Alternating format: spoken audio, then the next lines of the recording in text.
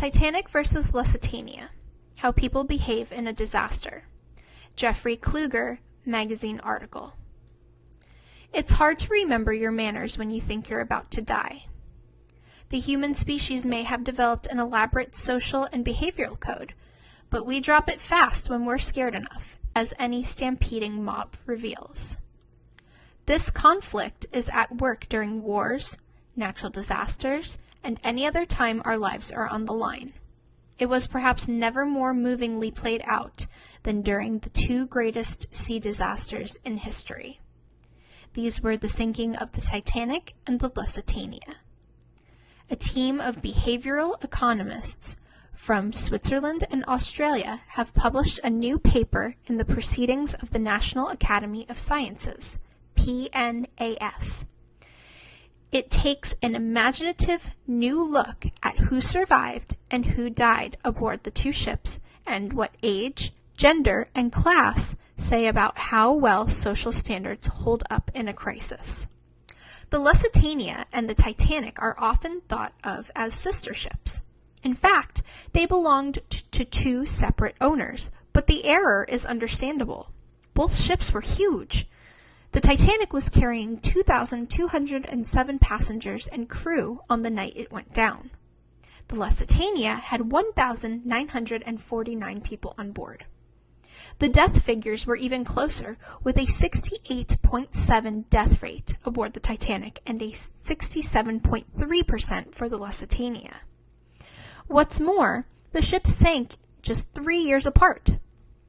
The Titanic was sunk by an iceberg on April 14, 1912. The Lusitania was hit by a German U-boat on May 7, 1915.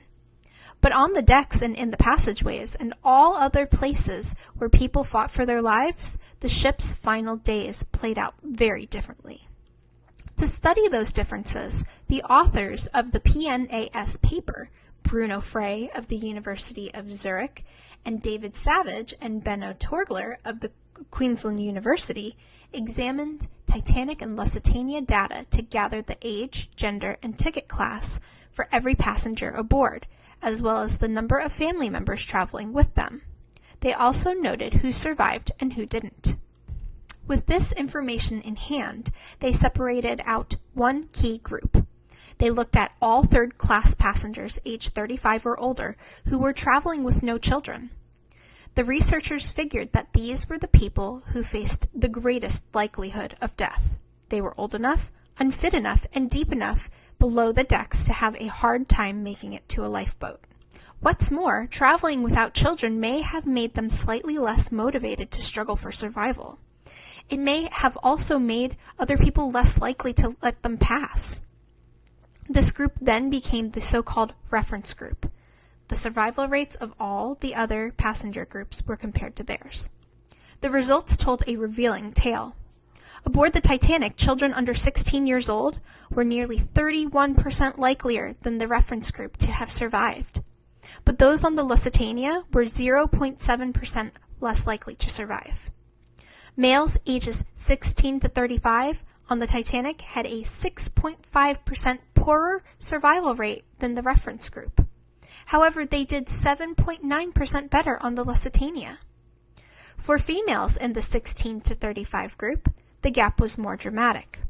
Those on the Titanic enjoyed a huge 48.3% edge. On the Lusitania, it was a smaller but still significant 10.4%. The most striking survival difference, no surprise given the time period, was determined by class. The Titanic's first-class passengers had a 43.9% greater chance of making it off the ship and into a lifeboat than the reference group. The Lusitanias, surprisingly, were 11.5% less likely. There were a lot of factors behind these two different survival descriptions. The most significant difference was the time. Most shipwrecks are comparatively slow-moving disasters, but there are varying degrees of slow. The Lusitania slipped below the waves 18 minutes after the German torpedo hit it. The Titanic stayed afloat for 2 hours, 40 minutes. Human behavior varied on this basis. On the Lusitania, the authors of the new paper wrote, the short-run flight impulse dominated behavior. On the slowly moving Titanic, there was time for socially determined behavioral patterns to reemerge. That theory fits perfectly with the survival data. All of the Lusitania's passengers were more likely to participate in what's known as selfish rationality. This is a behavior that's every bit as me-centered as it sounds. It provides an edge to strong, younger males in particular. On the Titanic, the rules concerning gender, class, and the gentle treatment of children, in other words, good manners, had a chance to show themselves. Exactly how long it takes before politeness reappears is impossible to say, but simple biology would put it somewhere between the 18-minute and 2-hour 40-minute windows that the two ships were given. Biologically, fight or flight behavior has two distinct stages, the researchers wrote. The short-term response is a surge in adrenaline production. This response is limited to a few minutes because adrenaline degrades rapidly. Only after returning to homeostasis do the higher-order brain functions of the neocortex begin to override instinctual responses. Once that happened aboard the Titanic, there were officers present to bring back a relative sense of order. They could provide information about what had just happened and what needed to be done next. Today's evacuation experts know that rapid communication of correct information is critical in such emergencies.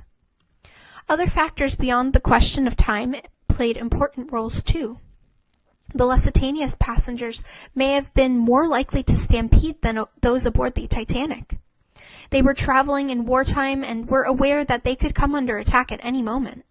The very nature of the attack that sank the Lusitania, the sudden crash of a torpedo compared to the slow grinding of an iceberg, would also be likelier to cause panic.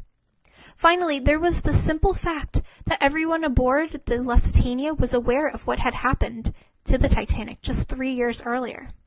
They knew that there was no such thing as a ship that was too grand to sink, their own included.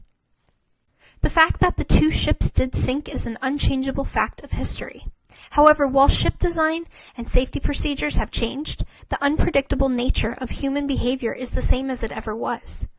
The more scientists learn about how it played out in the disasters of the past, the more they can help us minimize loss in the future.